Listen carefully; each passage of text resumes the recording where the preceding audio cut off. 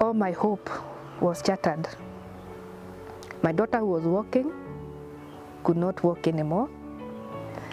My daughter who was feeding, she could not feed anymore. My daughter who was talking, she could not talk anymore. Now, she is bedridden. No talking, no movement, no nothing.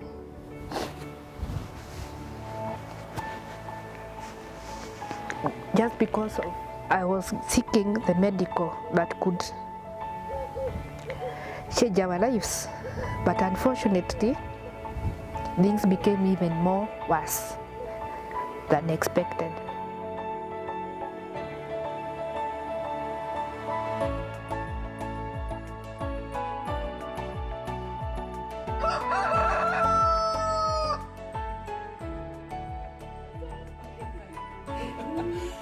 Your house manager wetu. She's the one who takes care of Chichi.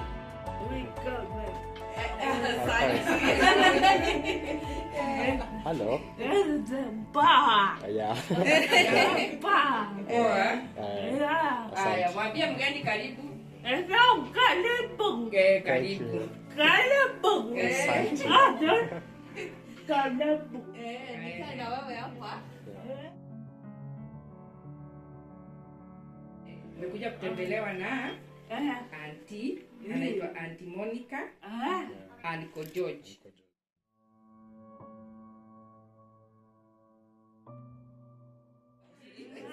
Kidosh. Karibu. Oh, sorry. I didn't say high five. Oh, mommy. Unajua she's happy to see me today. Tunaonana tu after work. 5. Yeah, 5. So at least never nashiba. Aje hapo. Yeah. Naitwa Monica. Monica. Yes. Clap for yourself. Yes. I'm Rose, or Mama Enrica, and she is the one called Enrica. She's my daughter, my firstborn, who has got some challenges. Although she was born with some delayed milestones. She was born in 2004 in May, and the birth was just through the CS. It was not a difficult birth, but unfortunately she did not grow as the normal children vile watoto wengine huwa wana grow. So although I did not know, being a firstborn and being a new mother, sikuwa najua ati maybe there was some unknown things in her. So she delayed her walking, she delayed her everything, although she was big. So I was getting some advice from other mothers that maybe because of her weight and maybe because of her, maybe they don't grow like other children. But she stayed more, even if she was big and she was okay, she was healthy, she stayed more without walking. And I never took it seriously because now I was getting advice from my neighbors who are mothers. So I thought maybe it's just a normal thing. So she delayed in her, as she was growing up now, she was feeding well, she was fine. But one day I realized she had an attack, which I did not know what it was. So with that one, I also did not take it serious also. Then after now she delayed, I never went to the hospital.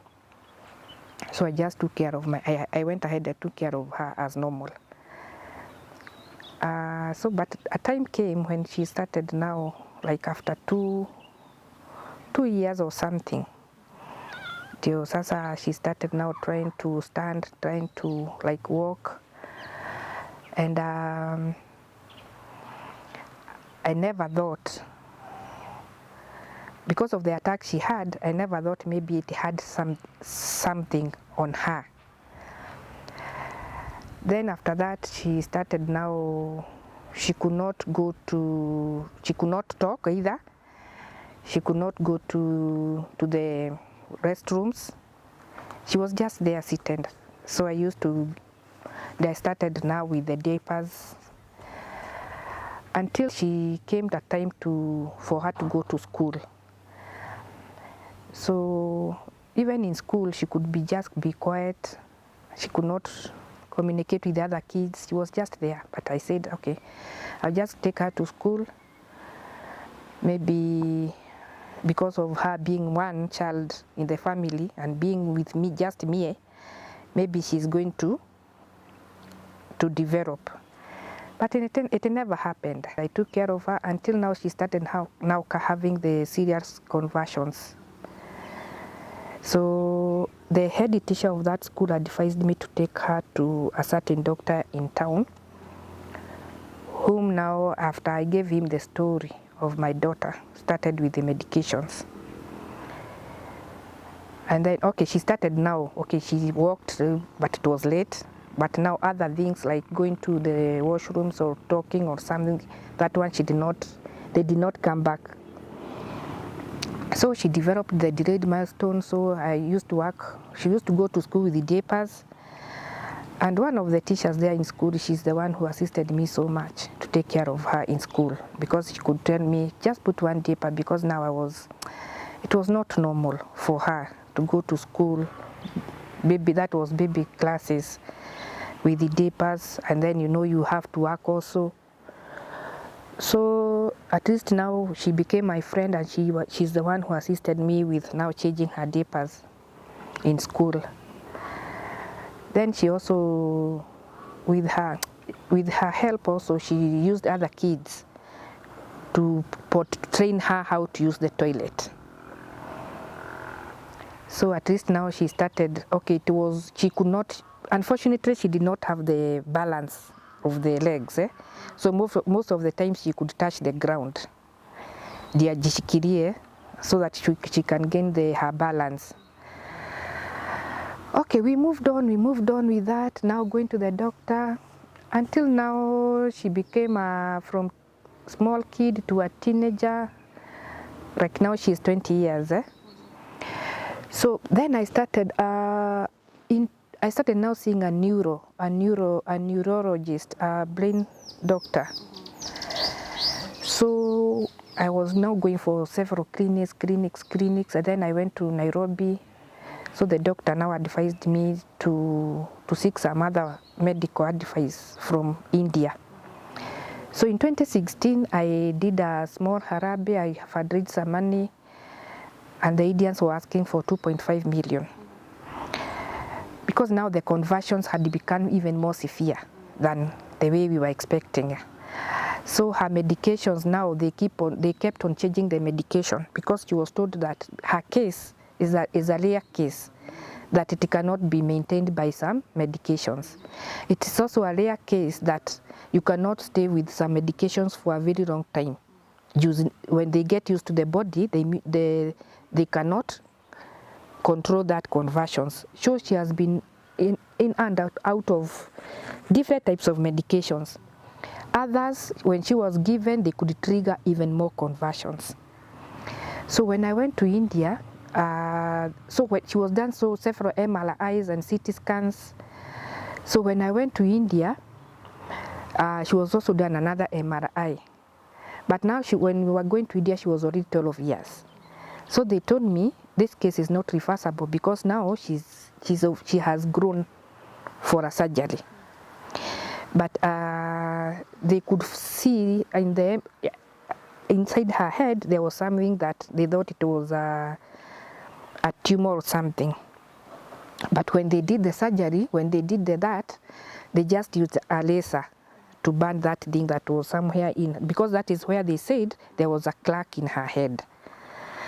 And I think that crack, maybe she had a fall, whereby no one could have known.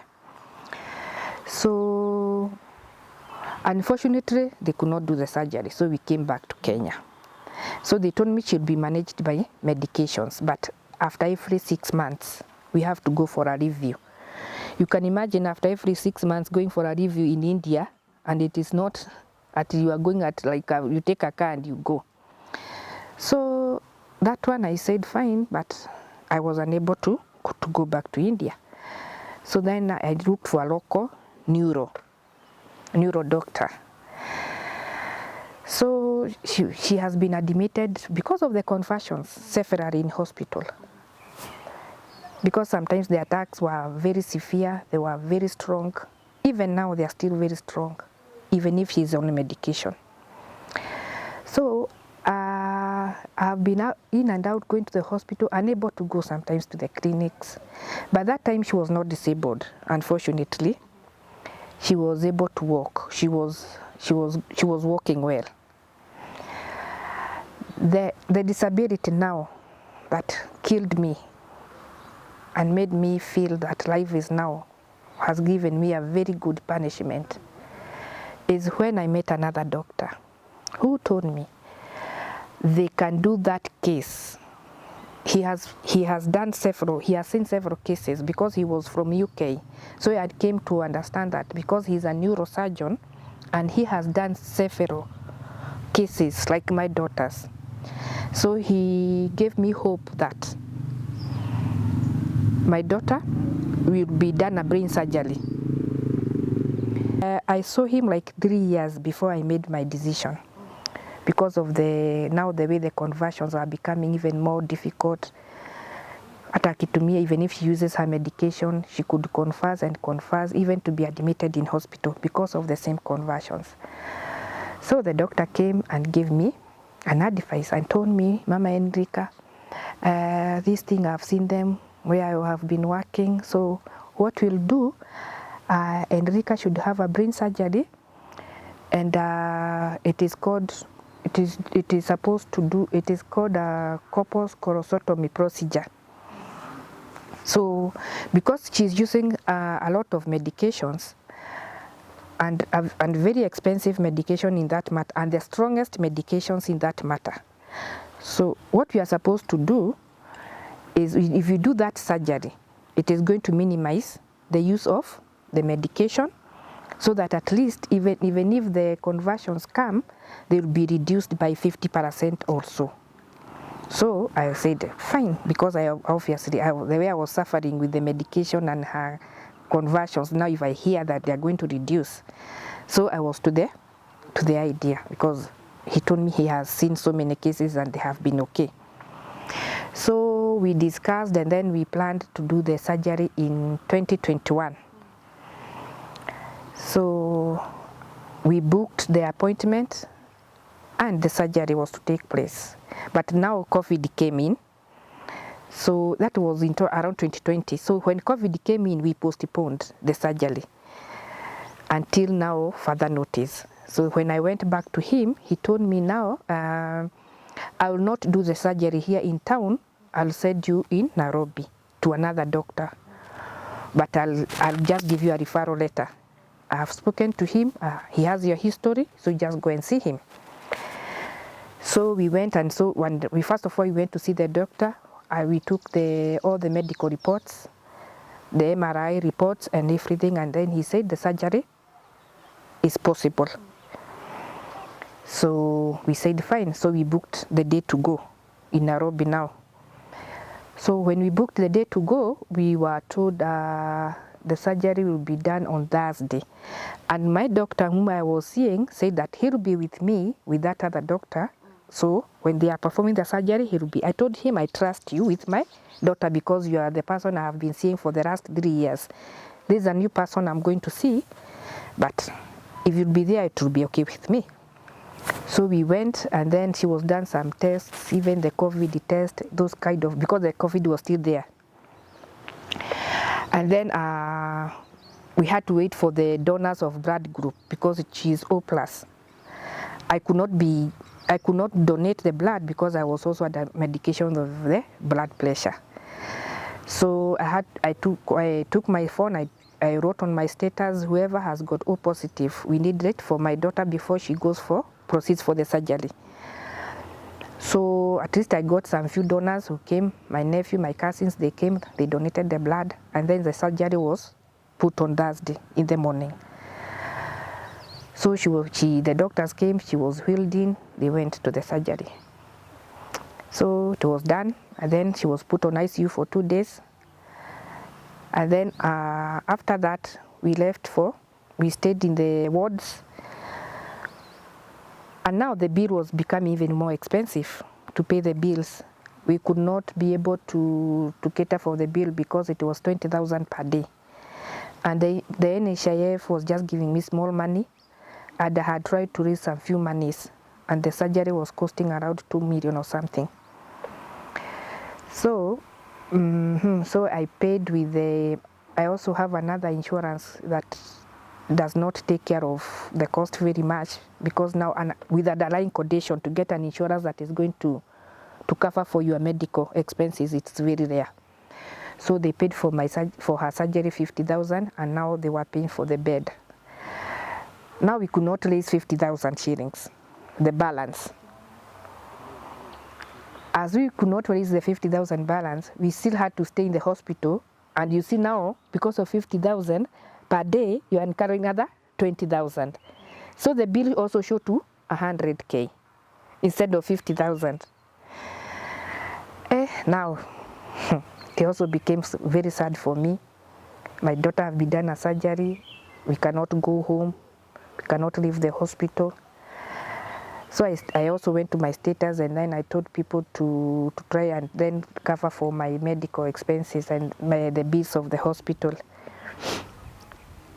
Fortunately, I got the money and I was discharged from the hospital, but now I had to take a loan from somewhere. So we went, and then we stayed at my sister's place in Nairobi for recuperation. She was okay, she was working.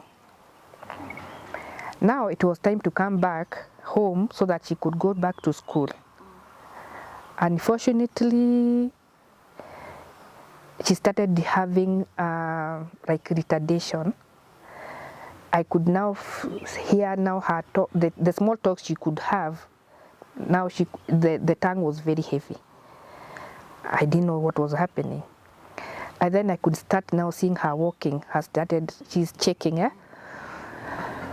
So I called the doctor. I told him, I see 2 changes with my daughter. She's unable to walk. She's stammering when she's talking. What could be the problem? So he told me to go back to the doctor who sent us to him. I said, fine. So now, because it was late, I said, now tomorrow morning I'll wake up for that business of taking her back to the doctor. Unfortunately, in the morning when she woke up, when she was coming from to the sitting room, she fell. And when she fell, that is now the time she became unconscious. And you can see she does not have the front teeth.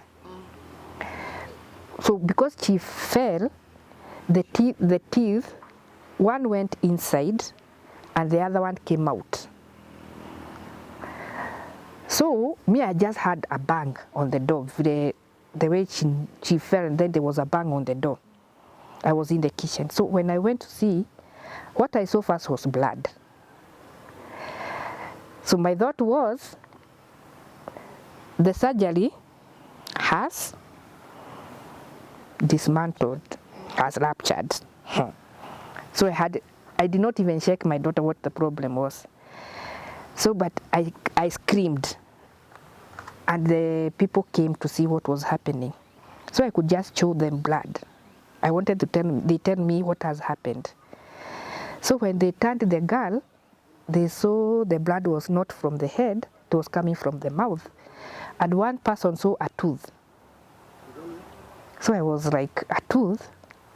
So now the tooth had come out, and the other one had, and then she had cut her lip. So that's where the blood was coming from. But she was unconscious. She was just there, she could not move, she could not say anything, she was unconscious. So we looked for her help. So people came, they carried her, we looked for a vehicle, we rushed to the hospital. I called the doctor, he told me to rush to first of all, to be done a first aid to stop the bleeding from the dentist. and then we do an emergency MRI. So I called some friends I have in the hospital because they were also well wishers when I was doing the fundraising and assisting with her medical. So I told him, please, we have an emergency. My daughter has fallen and we have to do an MRI, emergency MRI. It was done for 3 hours. But now the bleeding has been stopped first, and then she was just done some first aid. But we realized now one tooth is inside, so it needs to go to a theater to be removed. But it could not be removed with that condition. So we still had to wait for like 3 months for her to recuperate from there. Now when the doctor we went to for that MRI, we had to take the report to the doctor. So he told me it is like she has developed a stroke. A stroke. Now, that is when all my hope was shattered. My daughter who was walking could not walk anymore. My daughter who was feeding, she could not feed anymore. My daughter who was talking, she could not talk anymore. Now, she is bedridden. No talking, no movement, no nothing.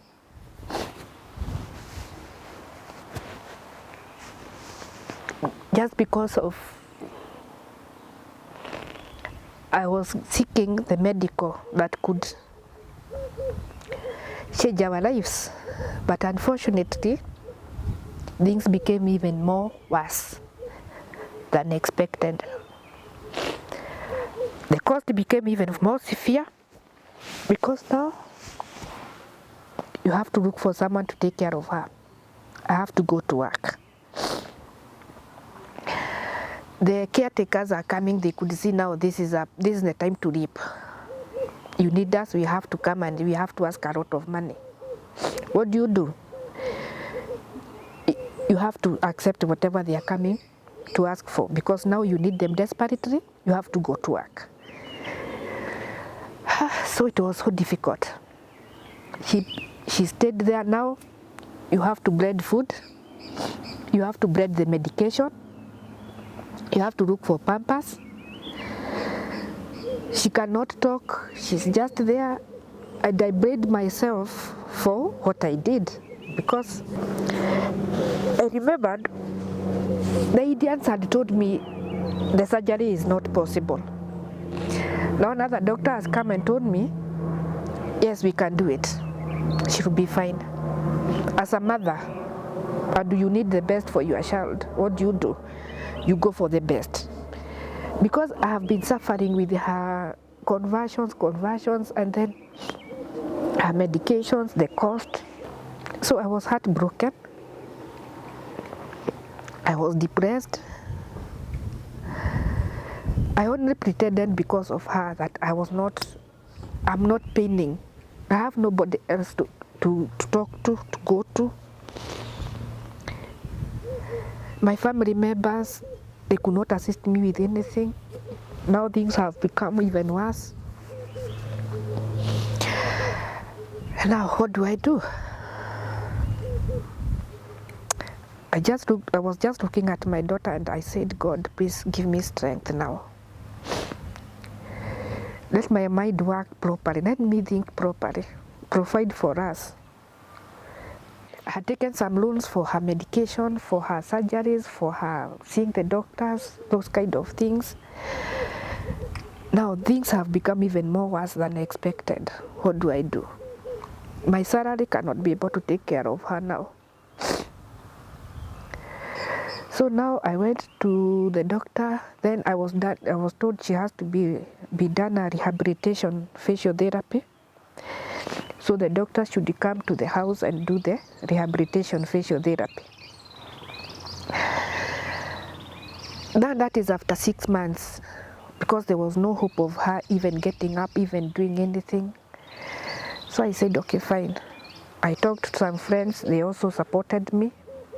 And I went and looked I was referred to another facial therapist. So when he came to the house, I remember he came and then we discussed the amount. He told me it is 3,500. I was desperate. I said yes. So when he came for the first time, what he did, my daughter was bedridden, so he just lifted her leg, put it back, her hand, put it back, and told me I've seen the case. So what is the plan? She needs like a 3-day or a daily physiotherapy with the 3,500. Yes. So I told him, okay, I cannot afford 3,500 per day, but we can arrange the days you'll be coming. So I told him, and now you have just lifted the hand and the leg. What have you done? You need 3,500. Is that the physio? Surely. Told me no, today was coming to see how the patient is so that I can know what to do when I come. So you want me to pay you? Yes. I have come, I have used the fuel. I told him, okay, fine. Then I told him, then you can come the next Saturday. So he came the next Saturday. He did the same. Lifting the leg, putting it down, lifting the other leg and putting. So I told him, surely, what are you doing? I'm desperate. You are giving me even more desperation. You are also now, why are you behaving like this?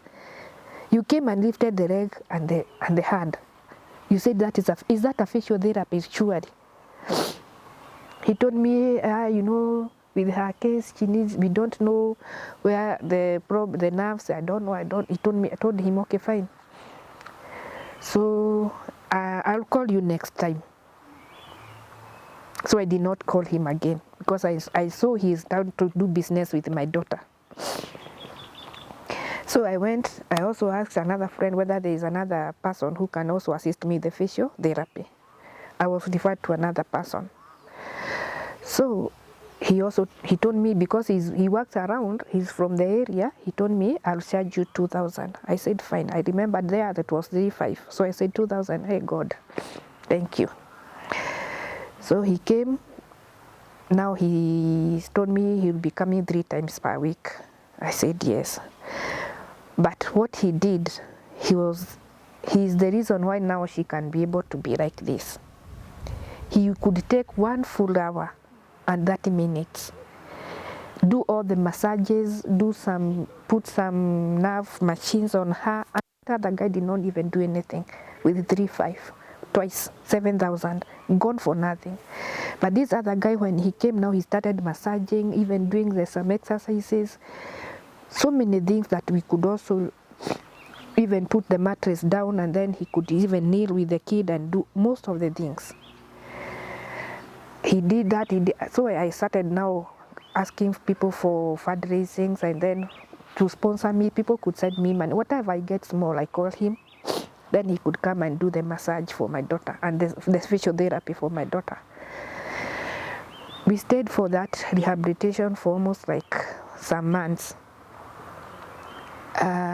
When he was coming, then I told him, now I don't even have money for the physio now. I'm broke. So he told me, why don't you go to Madari Hospital? She can also be assisted there. There's also a physiotherapy.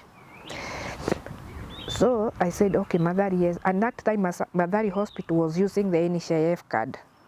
So it was for free.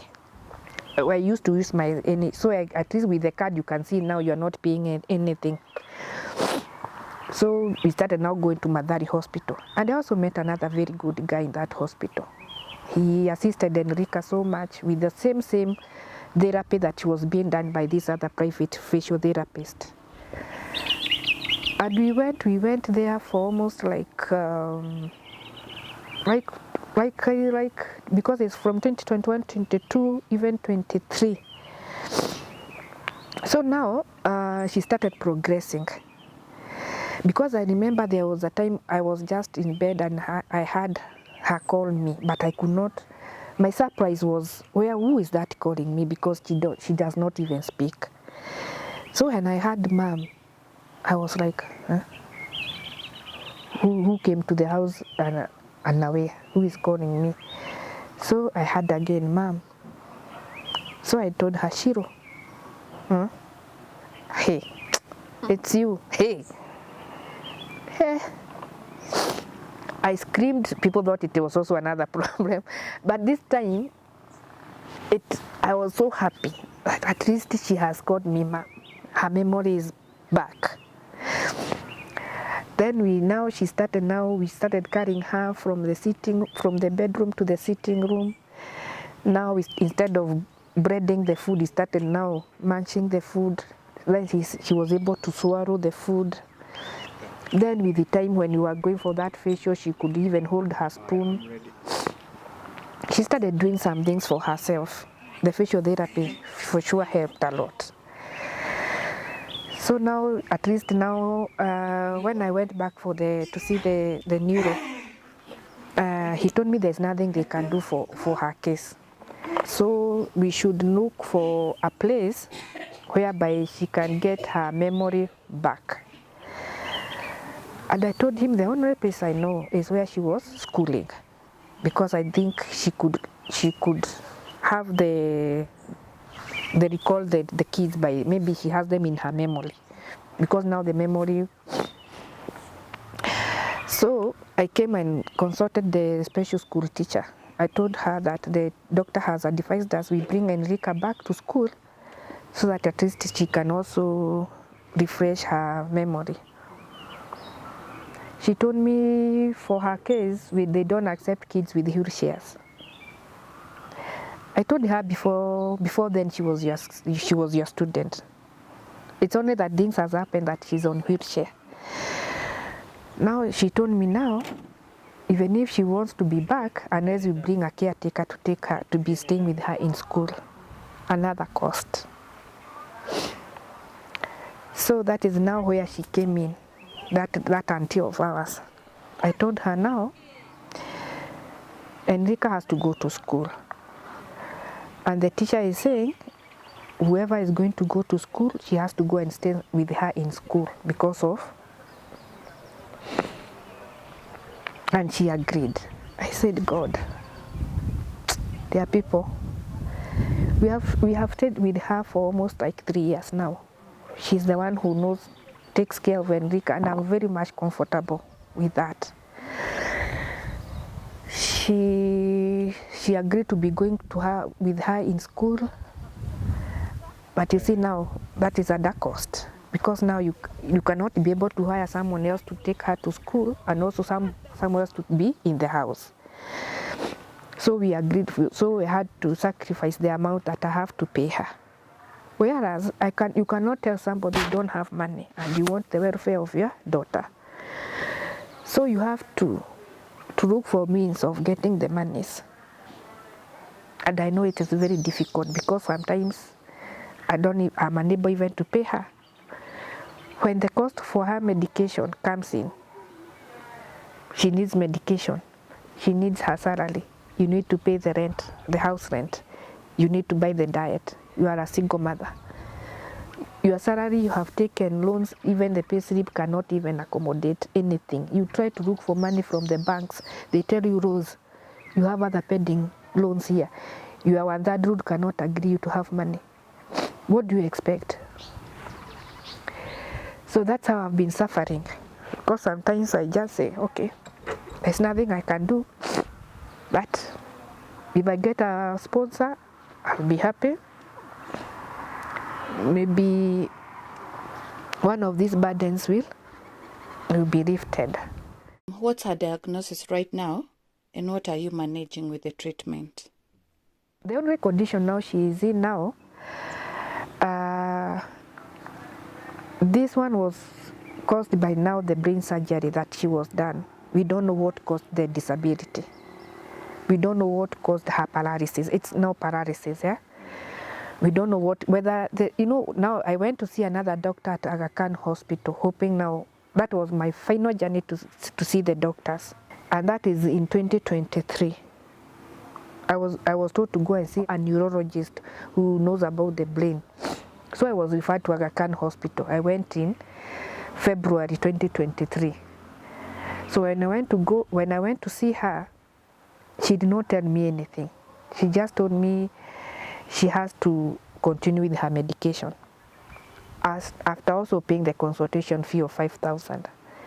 So I was asking myself, surely, no one who is telling me what caused the paralysis. Even the surgeon himself did not, even when I went to see him, they did not even go back to the case and tell me, this is what happened, or this is what you're supposed to do.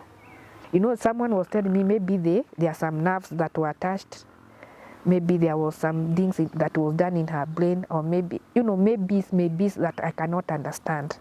Even now I just said, fine, I don't want to be sick because I'm the only person she has as her mother, as her friend. So if I keep on reversing things that have already happened, I will not be able to assist in any way. So I have to be strong for her. So I accepted the way she is, and I said, okay, fine, God, I'll just handle the situation the way it has come until the will be done, because now there's nothing I can do. So now she's taking the medications to control the conversion still, which even after the brain surgery, they were not controlled. They even became more that she keeps on changing medications. She keeps on taking more doses of her medication than even the way she used to be before she was even done the brain surgery. Now the cost became even more because she has to be on diapers. She has to be on diapers. She cannot go to the toilet herself. She has to be on diet. You see, because now if she cannot be a bit, like now she is this because we have not gone for a physical therapy for a very long time because of the cost. But when I get some money, I just decided today I'll go and visit, maybe for her to be done some exercises. So she's still on medication until, I don't know, for the paralysis, I don't know when, but now I was hoping if we could get maybe a mobile wheelchair. She can be able to maybe move around. Even the caretaker can also assist her to move around. You know, now when we push this one, we have to pull it and do so many kinds of things. So these medications are very costly. So what I do, normally I made some contacts with those friends in India. And whenever there's maybe a patient who is going to India in that same hospital, I normally give him a call. I ask him, is there any patient coming to Kenya is there any patient there in India? You can send for us our medication. And because he's a very good guy, he normally sends me with the patient who is coming. And maybe I order like for 3 months, like 6 months. That's how we get our medication. Because normally if we don't get them from that place, the medicines here are very costly. One tablet is not less than 200, and she's taking like 5 types of medications. The cheapest medication here is just the phenobarbital, which is 2 shillings. The other medications is a tablet, and she takes like times 2. You can see like she is taking a tablet like 400 shillings, one tablet, one type of medication. The other one is like 480 because she is taking 2 times 2 very costly medications. So mostly I have to have and when I don't have anyone to get me the medications from India, I have to have enough money, like 30,000 or 35,000 for the medications only. So sometimes I'm unable to buy, and then you see now the aftermath of not having her medications, the conversions become severe, and it is very risky. They can cause even a brain damage. That is my fear. I would like you to tell us the kind of challenges Enrica has when she's going to Elmano school? The road, this maker is not for, you know, hapa ni shortcut tumeshukua. We are not supposed to pass even here. It's only but because it's now the neighboring school, we have been given a way through. But the shortage here is, you know, it's not made for special, just a normal school for normal Children, children. So it is very difficult, especially when it rains. She does not go to school. Yeah. It is not passable. I don't have means of now taking her to school. So when we go, she just follows this place. That matope there, when it is, like now it's raining, so she cannot go. The wheelchair cannot be able to be pushed to mpaka to the school. So now when she came back to school, this is now where she enjoyed her life. Because now being lonely, she was lonely in the house. She could not get anyone to talk to, just me and the aunt and herself. So now, but when she went back to school, she could now see the kids praying, and she could also have that urge to start doing the way they are doing. So she was happy. She could see now the other kids doing the swings. So she could also, like, sometimes she goes there and also swings, but she's under the care of the aunt because they go together in school. She's not left alone. Yeah, she can't be left alone. Yeah, she cannot be left alone. So they go together, and then they do that. She plays around, she walks there in the school. So everything is now makes her feel happy. She likes now going to school a lot. Because now she enjoys the life outside rather than being locked in the house. And seeing other kids. Yes, and seeing other kids. And that's why I'm saying mothers should let the children go out. Because there's something they will gain, even if they have some disabilities. There's something they will gain, and there's something they will be able to see with other kids doing. And they can also be envious to want to do the same thing. That one will help a lot. So I decided that she has to go back to school, regardless of her disability. She has to be there. So she's happy. She likes the school. She can scribble. She can do some things. I'm happy for her. There's nothing else I can do for her now, but from taking her there. Although she does not stay for long, when she goes there as from in the morning hours, by 1, after having her lunch, she has to go back to the house and relax. Because even now being more overwhelmed also, mentally, she also gets now the conversions again. So at least we have to balance, so that she can come back home and have her nap. She can relax for some few minutes and then have a bath and then relax until I come back from work. Oh wow. Yeah. Oh nice. Yeah. Oh, we are so grateful for having us. Yes, thank you. And you know, it's not easy, I know, letting us into your very personal lives. No. So we are very humbled. Most welcome. Yeah, and we would love to see you soon. Me too. Yeah. I'm so grateful also. And I'm very also humbled to have people who have come, take interest with our problems. Because we have not seen anyone else. We have not seen people come and ask us how far, how is your burdens, how are they eating you up. No, they just laugh at us and say, okay, you know how you are going to handle your own problems, even as we have our own problems. So when you see people who are coming and assisting you, you just feel it's too much. It's like it's too much for, it's too much in a way that those people, they have left their works, they have left their own things, they have decided to come and assist us, regardless. So you feel honored. Yes.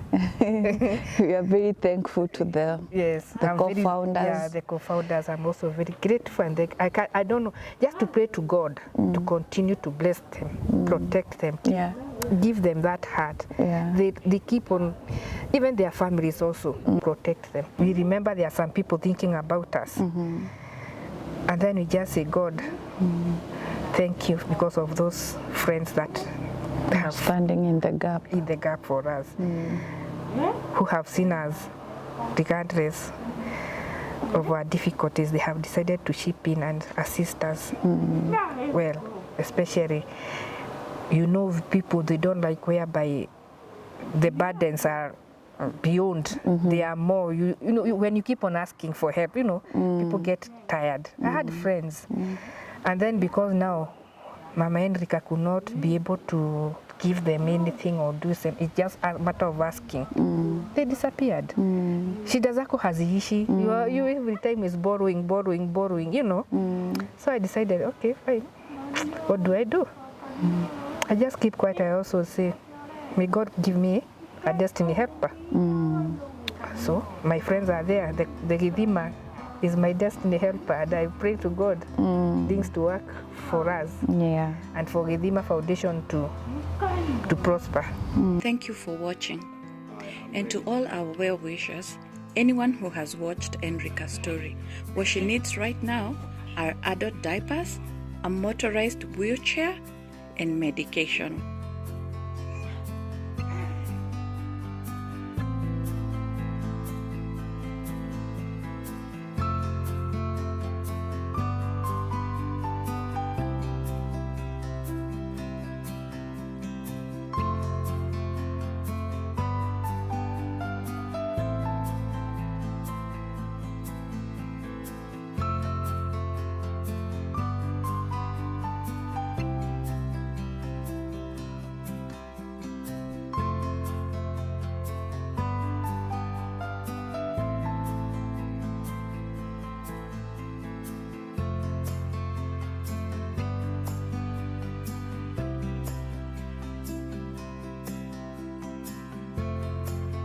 So are you there wondering how you can participate or what you can do?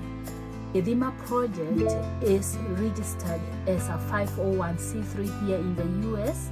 So we are tax exempt. All donations are tax exempt. The organization is also registered in Kenya.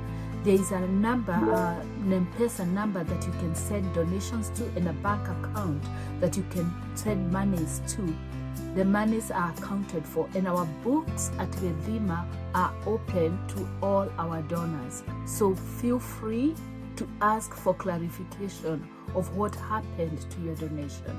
So we are accountable, and we shall do our best to account for every dollar, for every shilling donated to the Githima project. It will go to the intended use. That is our promise to you.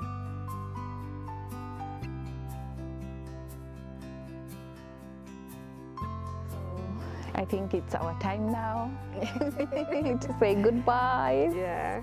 And we will see you next time. Thank you. I am very sure we will be back and very soon. Yes, we are Yes. most welcome. Yeah.